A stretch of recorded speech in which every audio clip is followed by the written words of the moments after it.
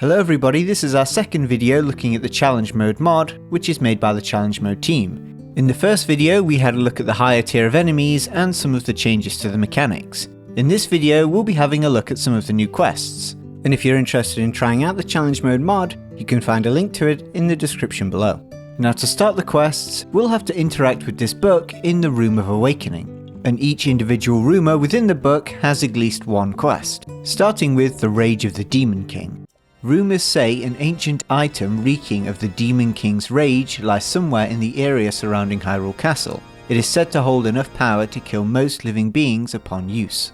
We also get additional information inside the adventure log, which references the Ultimate Spire. And when we combine the Ultimate Spire with the mention of Hyrule Castle, we'll know the treasure will be on top of Hyrule Castle. And the reason we have to work this out is because the quests don't provide quest markers, which makes sense, as they are rumours. And here's our chest floating at the very top. And inside our challenge mode chest we get Wrath of the Demon King, which is an incredibly strong fuse.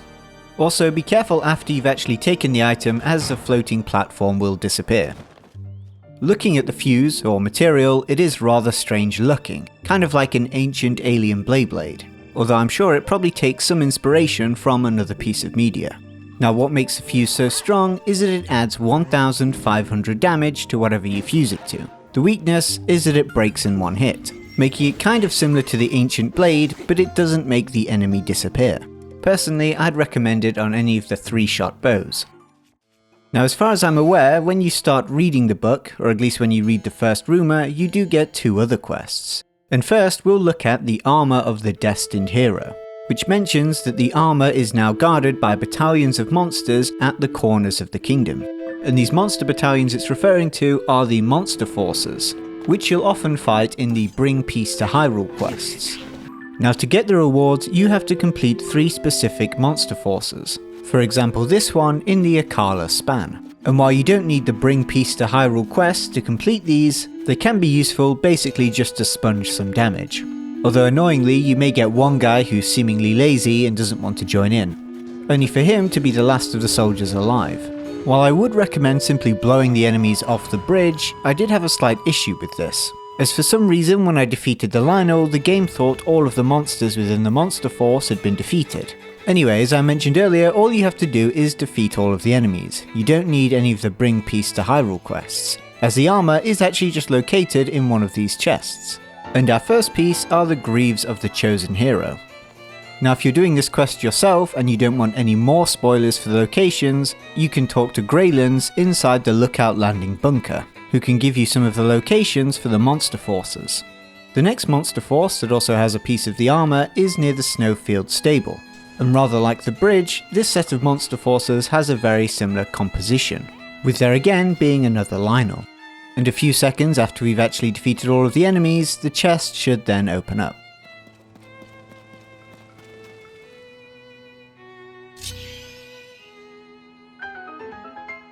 And in this one we get the Helm of the Chosen Hero.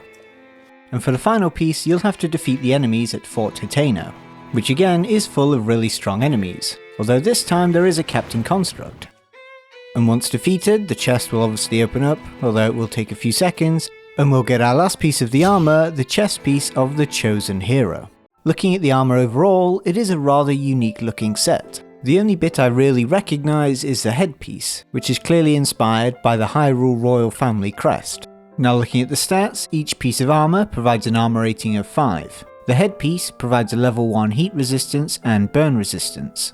The trousers are level 1 resistance to the cold, and finally the chest piece, which provides a level 1 resistance to electricity. In terms of mixing and matching, the armour works rather well with other armour sets, and looks pretty interesting in the dark.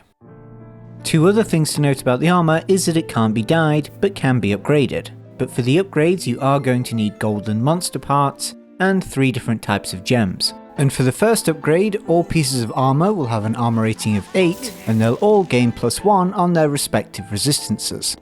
The next upgrade improves the armour rating to 13 for each piece, and gives level 1 weather attack bonus on all 3 pieces, for their respective elements. It also improves the electric resistance to 3. And lastly, we get the Master Sword Beam Up set bonus. For the next upgrade, the armor rating is taken up to 21 and you'll need even stronger gold monster parts. And for the effects, the weather attack bonuses are increased by 1. For the final upgrade, the armor rating will be taken up to 30 and the weather attack bonus will be taken up to 3. But it doesn't require golden parts anymore. Instead, it requires parts from a monster which is much stronger, which we'll be looking at later. And although this armor is incredibly strong, it's going to take you a very long time to get it upgraded. Now moving on, the next rumour/quest is the Demon King's weapons. Now the first one we're looking at can be found near the Death Mountain Chasm, inside one of the challenge mode chests. The item is Flaming Sword of the Demon King. Our next item can be found southwest of Ruto Mountain inside this small section here. But to get to the item, you'll have to use Ascend over this body of water.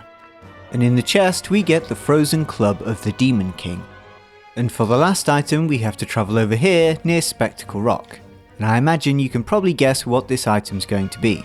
But to get to the chest you're going to have to defeat this Flame Gleeok, or at least just get by it. The best way to do this is to use Ascend on the nearby rock. In fact, it's probably a good idea to not fight the Gleeok, as I did read a story in which someone lost the chest because the Gleeok blew it away. And as you probably would have guessed, we get the Thunder Spear of the Demon King. Now the changes to the appearance of these weapons compared to the normal Demon King weapons are somewhat minor. For example, the club is now a slightly different colour and the spikes are now blue. The sword, at least when unsheathed, is also a slightly different colour and with an orange edge to the blade. And in the case of the spear, the blade now has a slight yellow tinge.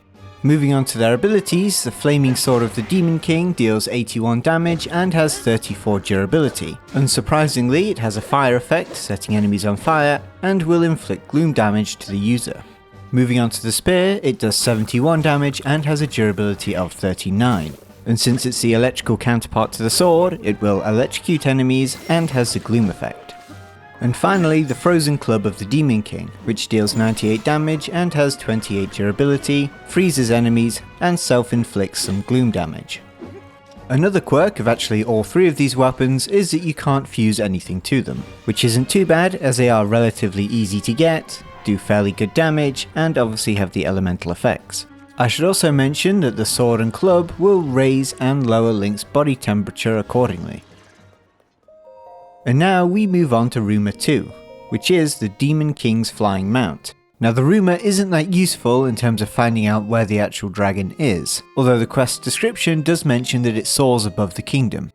Anyway, to find this dragon we have to soar above Eventide Island to the island above Eventide Island. And you'll know once you found your new friend, as the sky will go completely red, rather like a blood moon, and the name Demon Lord Gleeok will soon appear.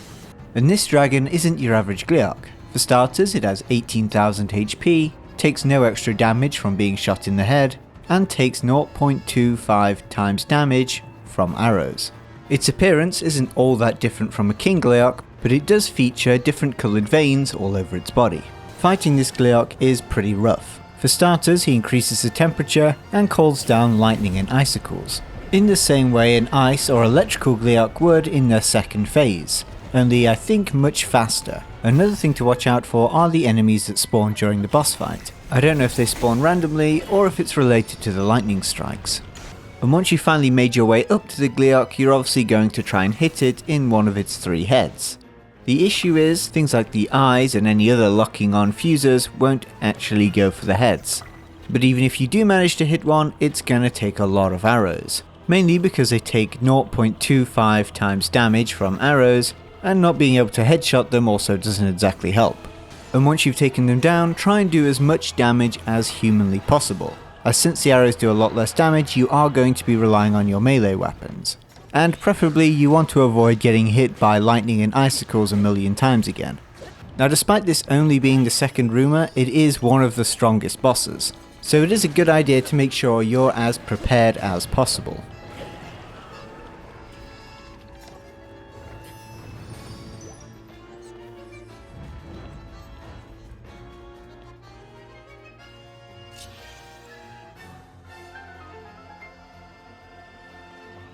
And now let's see what we get for defeating them. First we get 3 different elemental horns. We get a chest which contains a heart container. and another chest which contains a sword known as the Harbinger of Chaos. Now looking at the weapon first, its appearance is somewhat similar to the Gleeok we just fought, with it having this veiny pattern along the blade. And taking a look at the numbers, the weapon does 82 damage and has a durability of 65, making it the second strongest weapon in the mod, or at least in terms of pure damage. Now in practical use, the weapon is incredibly strong thanks to its incredibly high damage, but it also can be used as a shield just like the Lynel weapons we looked at in the previous video, which is super useful against the faster attacking enemies, as obviously you can't normally block when you have a two-handed weapon out. Another cool thing about this weapon is that it's a boomerang, and sadly while boomerangs aren't super useful in Tears of the Kingdom, they are really fun to use. Fuses with this weapon also work rather well, and technically this is the strongest weapon that can also have something fused to it in the mod, since the other weapon is Ganondorf's club. And next we have the demonic Gleeok horns, which come in 3 varieties, one for fire, one for ice, and one for lightning, and all have a fuse power of 77. But unlike the normal Gleeok horns, these ones fire projectiles just like the gems. They do differ however as they travel further, faster, are much larger, and do more damage. And since they're just like the gems, they'll also gain a bonus from being used on rods. And although they are incredibly good when using them on rods, it's probably best to use them on normal weapons when fighting the higher tier of enemies, as their higher elemental resistances kind of defeats the point of using them with rods. Moving on to Rumour 3, we have the experimental Zonai build, which tells us of a really strong flux construct, which has been corrupted by the Demon King. Thankfully we do get more information in the adventure log, which mentions that it's made its home where the skull stares. And the most famous skull in Hyrule is Skull Lake, and just above Skull Lake there is an island. And on the island we'll find our new friend, the Seized Flux Construct. Regarding its appearance, this construct is pretty much identical to a Flux Construct, only with a red and brownish grey colour scheme. It does however have 5800 HP, which is a lot more than the 1080 of the Flux Construct 3. But it isn't just HP that this thing's got going for it. In fact, it attacks much faster, just like all the other enemies. And when you combine that with its increased speed, it can be quite difficult to dodge. And even dealing damage can be quite the task, as it does move its core frequently. What I would recommend is to try and remove the blocks on its hands and feet, as without them its attacks won't make contact.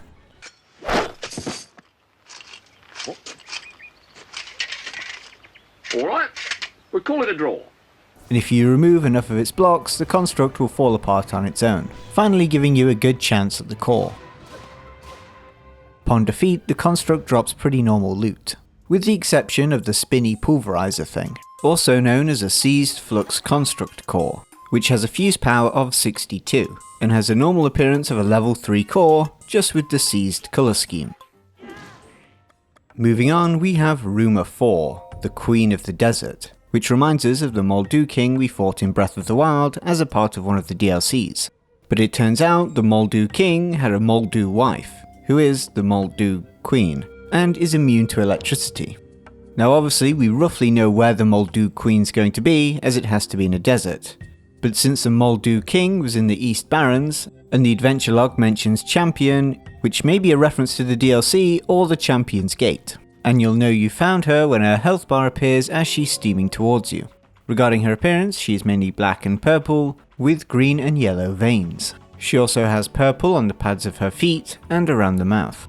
Fighting this Molduga isn't all that different from a normal Molduga, only it's much stronger and faster. She also has 6750 HP, a lot more than the Moldu King's 1600.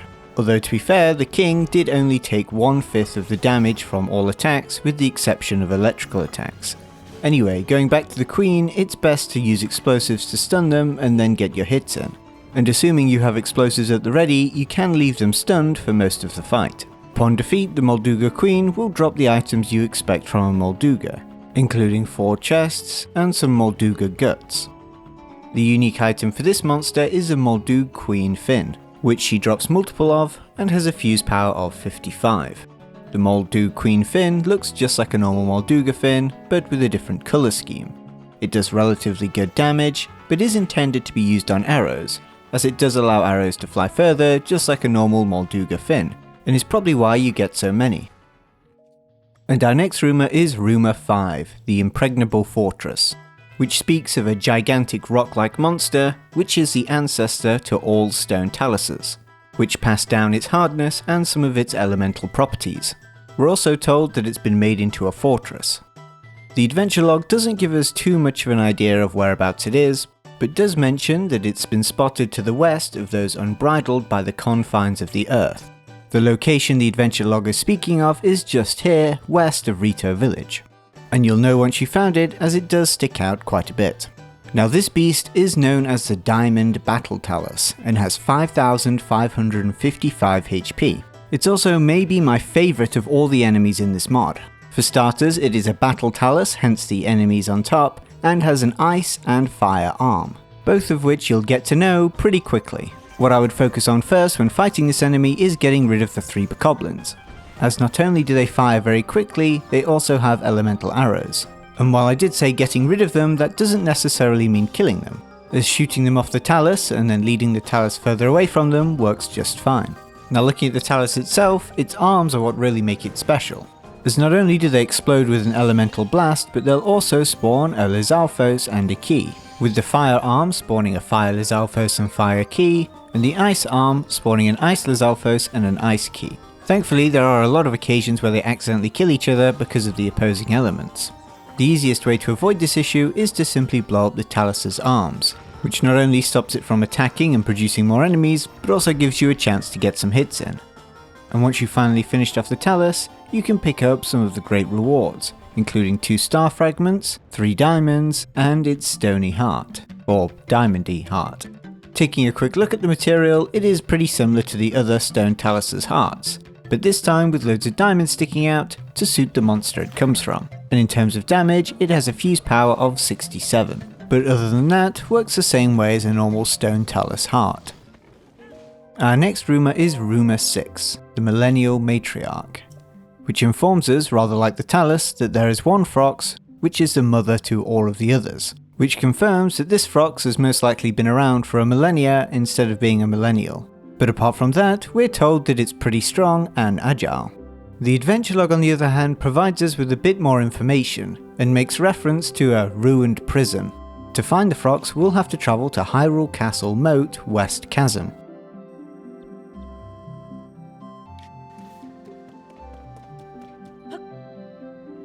And you should find Mrs. Phrox shortly after landing on the ground. Now this Phrox has a purple and green colour scheme, and currently has its eye closed, so please don't think it's missing an eye. She also comes with 5,400 HP, but her biggest strength is hidden away. Now just like fighting any Phrox, explosives are gonna be your best friend. You're going to have to be quick though, as she doesn't mess around. And the rumour describing her as agile certainly wasn't joking. And once you finally stunned her and destroyed one of her ores, out pops a new kind of baby Phrox. And don't let this little creature's grin fool you, he is a nasty piece of work, and has 150 HP, almost 10 times the HP of a normal little Phrox. But worst of all, his attacks will freeze Link, and since he's a challenge mode enemy, he'll be attacking pretty quick. Now my recommended method for taking out any Phroxes, including this one, is that whenever you're flung up into the air, try and hover over its mouth and then drop bombs. Just make sure you're careful with your aim. And once you've finally dealt the last hit to the mother Phrox, remember to take out any of her delightful children. Thankfully they don't do too much damage, but are incredibly annoying. Just like any other Phrox, this one drops tons of loot. But what we're going to be focusing on is a mother Phrox Fang, which deals 67 damage, which she'll drop 2 of. The fuse itself is rather unusual looking, and kind of reminds me of some sort of spiky fruit. But outside of giving your opponents one of their 5 a day, the weapon has no other special properties.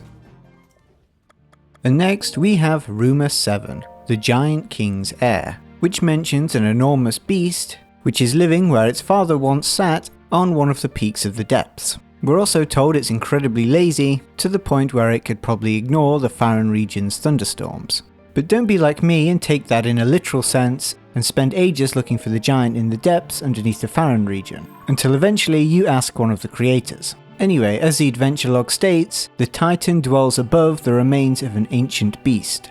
The beast in question is the Hebra Dark Skeleton, with the giant residing just here. If you hadn't already realised, the giant is in fact a Hinox known as the Deep Hinox, and will hear you coming from a mile away. Now this particular monster probably has my favourite appearance out of all of the monsters added to the mod. It's obviously a mix between a Hinox and a Stalnox, and has glowing green sections on its body, almost looking radioactive. He also has a big Chaos Emerald embedded into his head. Now like a lot of the other monsters in this mod, fighting this guy is very similar to fighting a normal Hinox, only that it has 7500 HP, moves a lot faster and attacks a lot faster, which does make it much more difficult to actually land any shots into its eye. And since it does almost everything faster, I think it's also stunned for a shorter amount of time.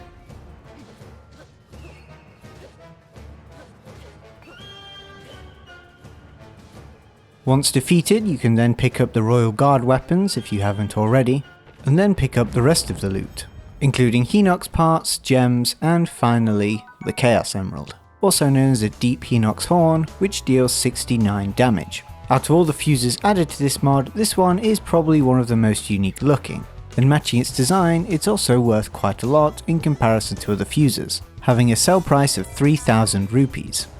But assuming you don't plan to sell it, or use it as some sort of decoration, it is a very effective fuse. And now moving on to the final rumour, rumour number 8. The Demon King's Lieutenants, which is the largest rumour as it contains 6 different enemies, all of which are in separate locations. All of the enemies in question have a purple colour scheme with some gloom on their bodies, and feature stronger purple versions of the gold horns.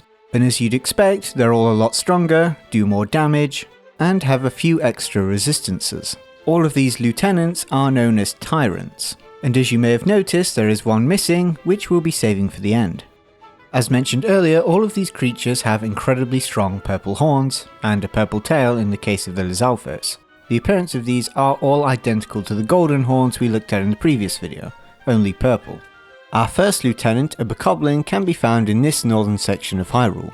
Now this Bokoblin does have a bunch of friends, so you'll probably want to get rid of them first before fighting the actual Bokoblin. A good way to do this is to simply blow them off the edge. Something that puts these Tyrant enemies way above the golden enemies is their complete immunity to the elemental attacks. So if you want to beat any of these Tyrants, you're going to have to rely on the basics. And even though they are just normal enemies, things like the Ancient Blade won't have any effect. What is really effective, however, is the Dazzle Fruit, which will work the same way as a Shock Fruit in allowing you to pick up the enemy's weapon. All of the Tyrants will also obviously have all of the resistances that the gold enemies had that we looked at in the previous video. It's also no surprise with their gloom covered appearance that they also do gloom damage, but this does mean the Master Sword gets a power boost. Although in truth, if you're fighting these guys, you probably want something stronger than the Master Sword. Upon defeat of the Tyrant, the sky will clear, and the Bokoblin will drop its loot, including some gems, its sword, and its brand new horn. Moving on, we have the second lieutenant, the Tyrant Moblin, which can be found here in the Gerudo Highlands, just inside this monster hideout. Just like the Bokoblin, this guy also has some friends with him, and while they may be weaker, you can't quickly get rid of them by simply chucking them off an edge, as you are in an enclosed area. The saving grace is, I don't think the Moblin is actually that good with the spear. Once they die, they'll drop a bunch of gems, and obviously the new horn. Moving on, we have our third lieutenant, the Tyrant Lizalfos, who can be found here, west of the Woodland Stable. Now we've already gone over most of the unique aspects of the Tyrant enemies in the Bokoblin section, as well as the previous video where we covered the gold enemies' increased movement speed and attack speed. Something I didn't cover with the Bokoblin is that they all have gloom weapons, but with a dragon horn attached. Upon defeat, they're going to drop the usual stuff, but this time 2 items, as it obviously has a tail and a horn. And next off we have the Tyrant Horriblin, who can be found just here. But since he's a Horriblin, you will have to make sure you go inside this cave. Now just like the Moblin and Bokoblin, he does have a friend. Thankfully it's only one, and they're pretty weak. One thing that is different about this guy is that he can't be shot in the head. Or I should say, his head isn't a weak spot. Thankfully, you can use a Dazzle Fruit instead, which does stun it for a very long time, giving you ample time to take its weapon and get some hits in. And upon defeat, the Tyrant will drop the gems and the brand new horn. And for our second to last lieutenant, the boss Bokoblin, you can find him east of the East Reservoir Lake. And just like most boss Bokoblins, they also have a whole gang with them. There is a lot of water nearby though, so you probably could just drown them. The actual fight with the boss Bokoblin, however, isn't too bad, and upon defeat, he'll drop a star fragment and obviously his new horn. And saving the best till last, we have the final lieutenant inside the floating Colosseum in the depths. But to get to the Lynel, you're going to have to defeat a bunch of Lynels first. Now the reason I didn't show this guy earlier is because it's by far the most interesting Tyrant. From a visual perspective, it doesn't follow the same rules as the previous Tyrants, with it having a completely different design from the golden Lynel.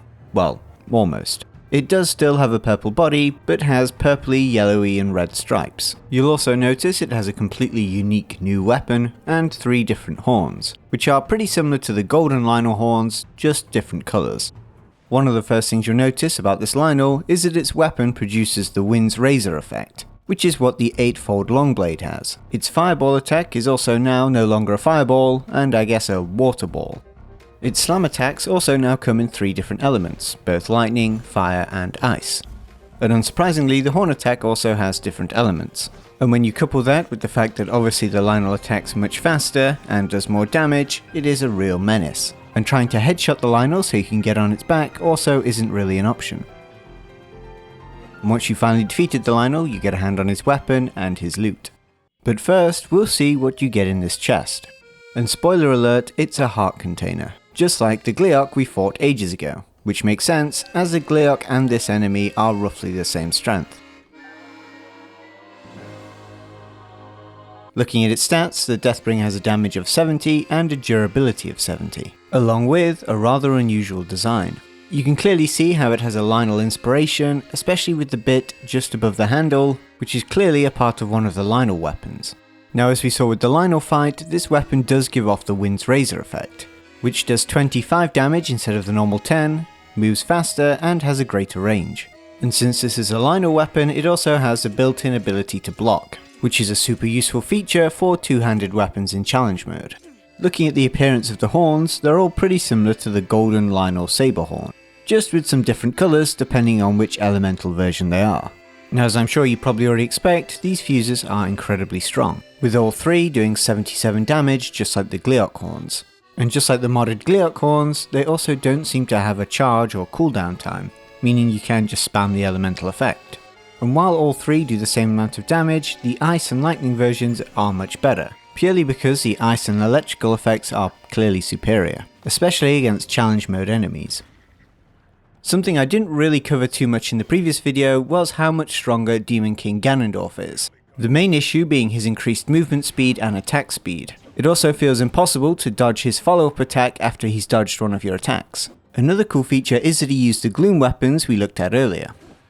And that is the end of the video. If you want to try out the mod, please check the link in the description below. And something that I didn't really cover much in the last video is that there are a lot of options within challenge mode. So if there's a particular thing you're not interested in, you can simply turn it off. And if you're crazy and want the game to be even harder, there are also options for that. Anyway, please give your thanks to the original creators, and thank you for watching.